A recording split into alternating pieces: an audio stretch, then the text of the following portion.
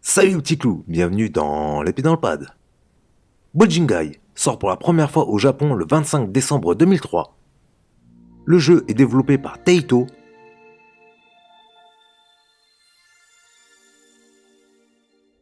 en collaboration avec Red Entertainment. En Europe, le jeu est sorti le 29 septembre 2004.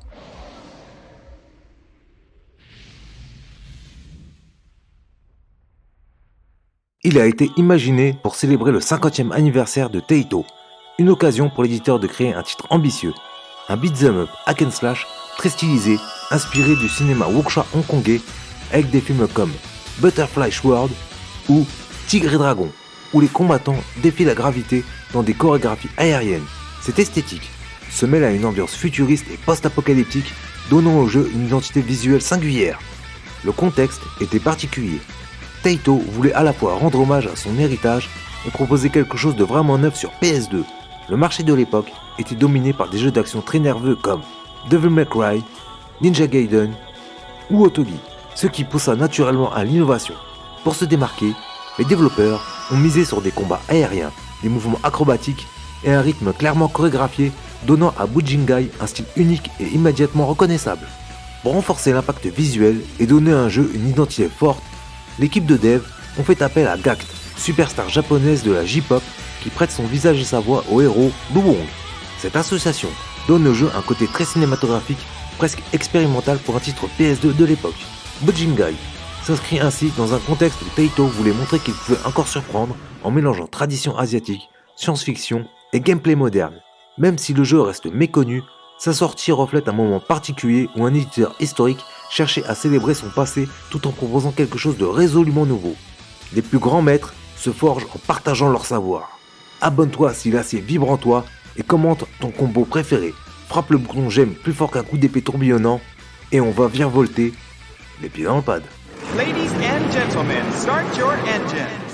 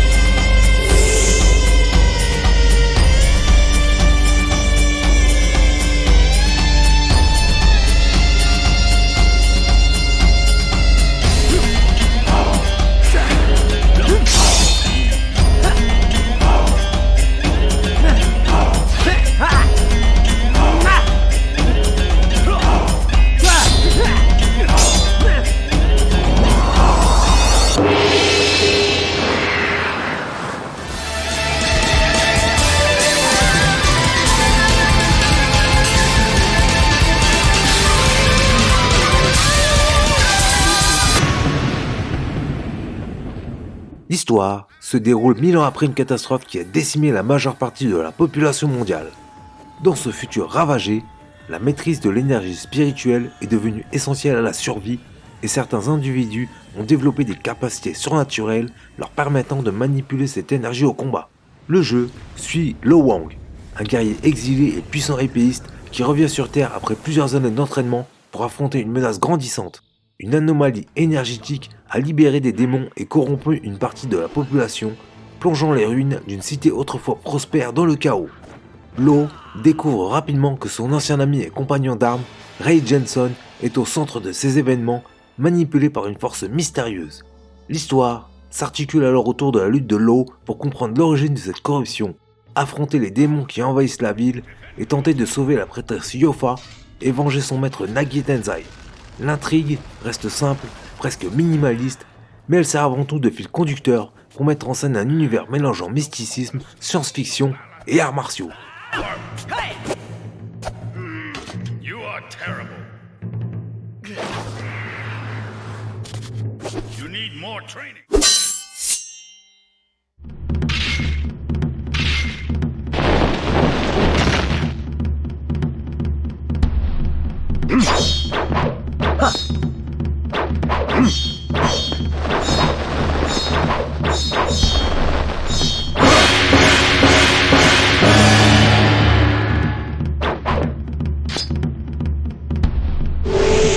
Le gameplay de Bujingai repose sur un système d'action rapide et stylisé, mêlant combat au sabre, acrobatie aérienne et déplacement d'une grande fluidité. Le joueur incarne Lo Wang, un combattant capable d'enchaîner attaques rapides, parades automatiques et techniques spéciales basées sur son énergie spirituelle. Dès les premiers affrontements, le jeu mise sur la mobilité, courir sur les murs, glisser dans les airs et prolonger ses combos en lévitation deviennent des actions naturelles, donnant au combat un aspect presque chorégraphié.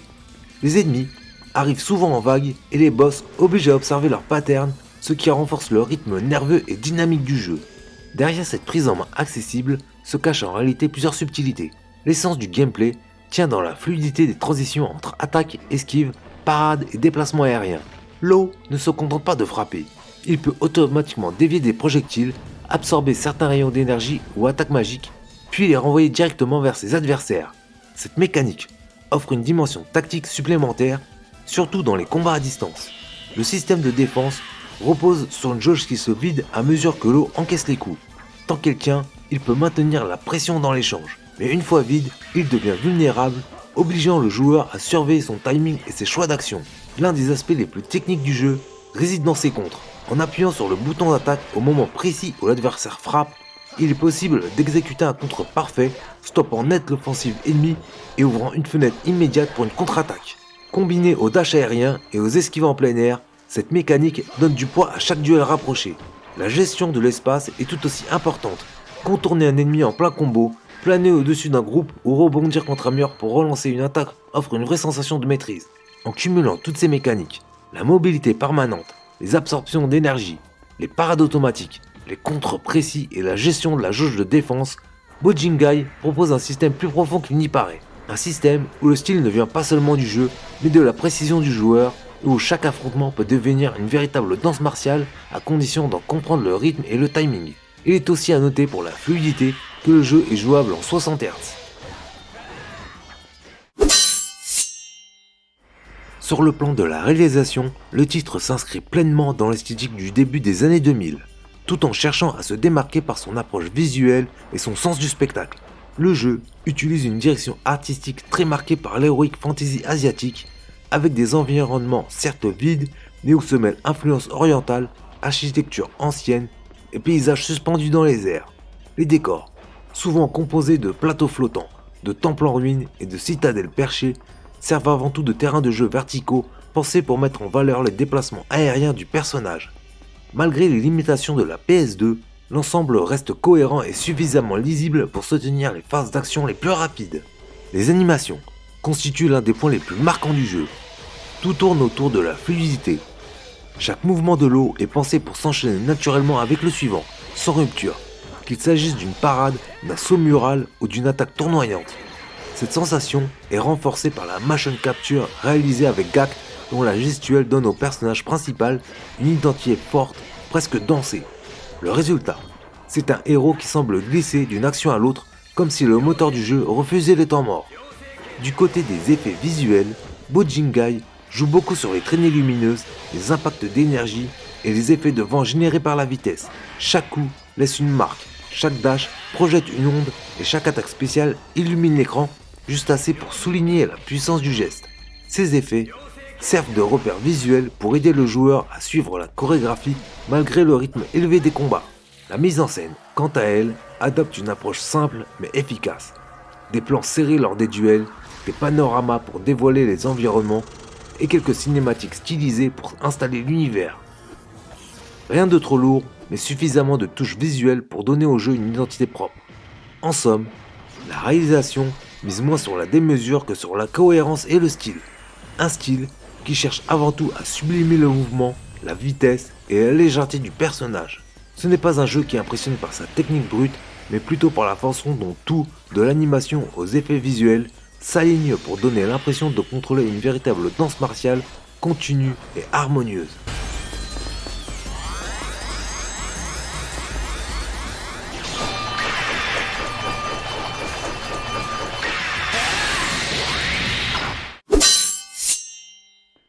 La bande-son du titre joue un rôle central dans l'identité du jeu et participe pleinement à son immersion.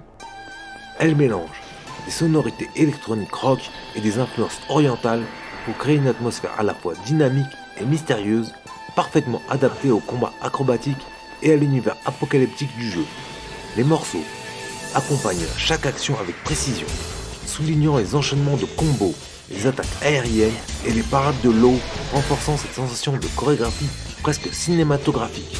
Les bruitages sont eux aussi travaillés, le cliquetis du sabre, le souffle des sauts, les impacts d'énergie et les explosions magiques contribuent à rendre chaque affrontement vivant et spectaculaire.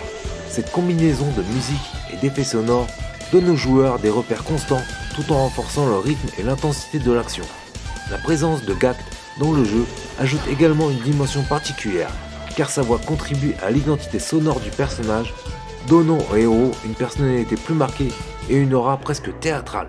Dans l'ensemble, la bande-son de Buljingai n'est pas seulement un accompagnement, elle devient un véritable moteur de l'expérience, soutenant chaque mouvement, chaque combat et chaque instant de l'aventure, en contribuant largement à faire du jeu ce beat'em up aérien unique et stylisé. Petit bémol, le doublage sur la version PAL est uniquement en anglais, ce qui casse un peu l'immersion. La durée de vie de Buljingai reste relativement courte, surtout comparée aux standards des jeux d'action de la PS2. L'histoire principale peut se terminer environ entre 5 à 7 heures pour un joueur moyen, ce qui en fait un jeu assez condensé mais qui va droit à l'essentiel. Cependant, la rejouabilité vient surtout du gameplay. Les combats sont conçus pour être fluides et spectaculaires et les joueurs peuvent chercher à améliorer leur performance en enchaînant les combos de manière plus efficace, en maîtrisant parfaitement les contres ou en explorant toutes les possibilités de mobilité aérienne. Certains boss proposent un challenge corsé si vous jouez le bourrin. Il faudra faire preuve de subtilité, de comprendre les patterns et d'utiliser au maximum toutes les compétences de l'eau. Il y a aussi le système de score qui encourage à recommencer les missions pour atteindre la perfection et des collectibles à trouver pour débloquer quelques bonus supplémentaires. Il y a bien sûr les fameuses orbes à ramasser après avoir vaincu un ennemi pour booster ses compétences. Certaines phases de plateforme complètent le tableau avec parfois des sauts millimétrés. Au final, même si Buljingai n'offre pas une aventure longue, sa richesse vient de la maîtrise du combat et du plaisir de répéter les séquences les plus stylées, transformant une expérience courte en un défi gratifiant pour les amateurs de beat'em up techniques et spectaculaires. Alors, que penser de Buljingai? Il reste un jeu atypique sur PS2, à la fois court mais marquant, qui séduit par son style unique, son gameplay aérien et ses combats chorégraphiés. Aujourd'hui, il occupe une place particulière dans l'histoire des beat'em up. Il n'a jamais connu un succès commercial massif, mais il est devenu un titre culte pour ceux qui recherchent un jeu d'action nerveux et stylisé, capable de mélanger fluidité, esthétique et sensation de maîtrise.